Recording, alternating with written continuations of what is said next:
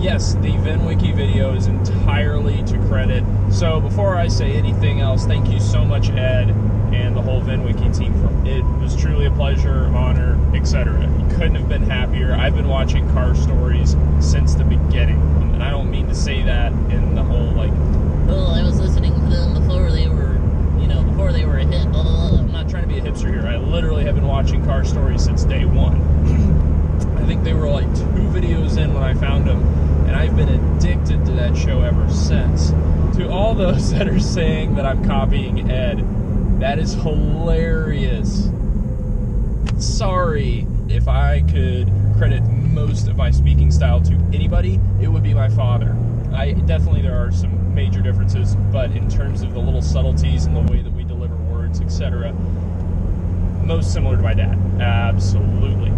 And for those of you saying the video was scripted, that was shot in 27 minutes, I believe is what we had said, edited down to like 8.5 minutes. I was incredibly nervous. I probably wasted 3 minutes worth of seat time just sitting there like, oh, what am I going to even say now? As for the stories told, they're all 100% real. I'm not here to try to build myself up. If anything, that video is to let you know, like, hey, here's some pretty good little mistakes I made. Don't duplicate them. I'm really lucky to be alive. I haven't been shy about that fact at all. Like I said, after the whole BRZ story, God was not done with me. I truly think that, that whole stunt executed the wrong way could have ended me in the hospital or worse. And it's been really good, seeing a lot of y'all, have come over to the Instagram and commented and followed and sent me nice messages, hey, I love the video. That's been really good to see. For those of you dropping hate, I mean, okay, whatever. I mean, you can. It's cool. I get it. I'm not trying to build myself up. Again, like I said, that video is to show mistakes, not necessarily say, hey, look at me. I'm an incredibly awkward person. I am not a good driver. My statements have been and continue to be, drive safe, not slow. I'm not here to live a long time. I'm here to live well. So for those of you that wanted an update on the car, because I got a good number of comments and requesting that, at the moment I am not heavily modifying this car. There is a group that is sending me some smaller aesthetic stuff, and they're called Young Importers. You can look them up on Instagram. They just kind of reached out and said, hey, if you want, we can send you some stuff for your car, some badging and whatnot. I've been meaning to do some stuff like that, blacking out some of the blue, etc. So I'll be having some minor aesthetic stuff on the way, but really I don't have any super immediate plans with this car other than finishing paying it off. I have multiple sets of wheels, but I do not see that as modifying the car, because I can take those off in 45 minutes, put it right back to stock, and you can tow it away if I stop making the payments on it, which won't happen. I love this car, but you get my point. Now, as far as what is done to the car, this is not a stock WRX Premium. This one from the factory, and that's gonna bug a few of you, because yes, it's still stock, but it's not just your base model, or premium car. This one came with the STI Sport Package, which, no, it is not a WRX STI. It has an STI package on it. It is still a 2-liter 4-cylinder boxer engine, the FA20, for those of you who want to get real nerdy, just like a normal WRX. But this one does have an STI exhaust on it. It also has an STI short throw shifter, and it came with some black straight spoke kind of rally style wheels, which really kind of completed the baby driver look. In addition to the Sport Package, it also has the bigger Harman Kardon sound system. I happen to think it sounds pretty good. It sounds better than the Bose system that was in my Corvette. Sorry, Bose. Granted, the Corvette doesn't have near the space to pack in all the speakers that this thing has, but it's a good sound system for as a $1,500 or $2,000 add-on. All that to say, this is the highest spec WRX Premium I've ever seen.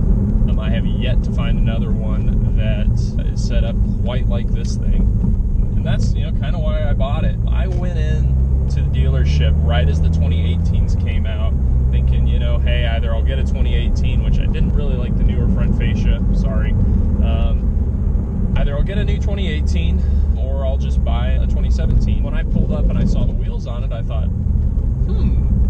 that kind of looks like the perfect car, because it does look like the baby driver car. It was previously hail damaged, so I got a pretty good deal on it, which kind of is the way the stories go with me in cars. I don't ever pay, you know, I don't ever buy a new car and pay retail. When you buy a new car, it's going to have some sort of issue or some sort of reason that I get a deal on it. As for the reasons that I got the plate, you know, part of it is that it's just kind of fun to me, and I'm not going to discount that.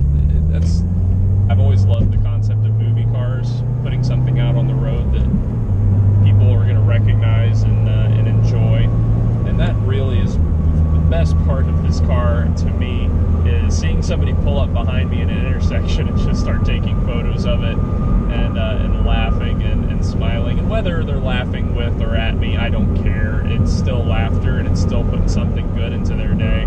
I've had some amazing reactions. I've been followed back when I lived in Dallas. I got followed into my apartment complex a couple times just by people that wanted to ask me questions about the car because they thought it was so cool or so funny. And that wouldn't happen without that plate on there. So it's been really enjoyable. You know, I was driving down Custer here in McKinney the other day, and some kid pulled up next to me, sees the car, pulls out drumsticks, and just starts going at it on the steering wheel. It was hilarious. So this car definitely has gotten some of the funniest reactions that I could possibly imagine.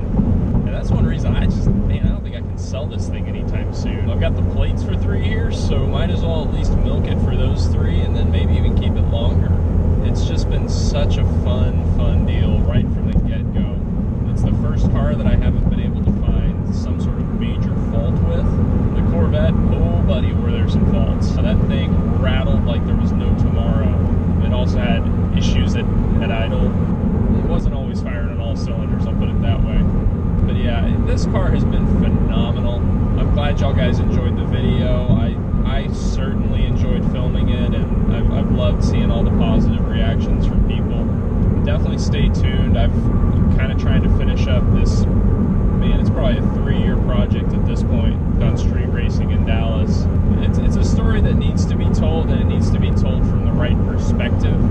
So that's kind of where I'm trying to come at it from, and I really hope y'all guys enjoy that when it launches. But in the meantime, I just wanted to put out kind of a short little video and kind of just touch on some of the questions that people have had.